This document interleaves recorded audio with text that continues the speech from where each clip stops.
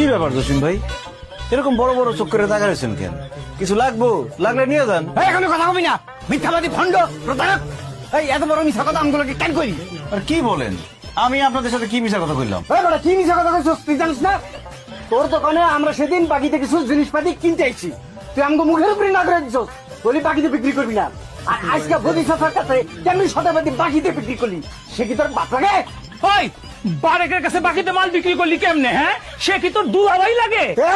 উল্টা পাল্টা কথা কবি না, এরকম গারামো গাছ ধরে দোকান বের করে দিবি। হ্যাঁ চুপ থাক, কাস্টমার গুলো খারাপ ব্যবহার করছ কেন? ওকে তো কাস্টমার আমাকে দরকার নাই। থাম না, কেউ আমার বাপ দুলা ভাই কিছুই লাগে না।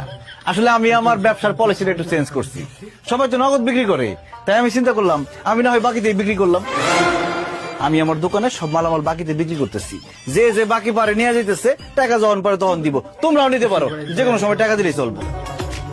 সত্যি কইতেছস? অবশ্যই সত্যি, কিন্তু শর্ত একটাই, সব সময় আমার দোকান থেকে বাজার করতে হবে, অন্য কোনো দোকানে যাওয়া দেবো না। আরে অবশ্যই।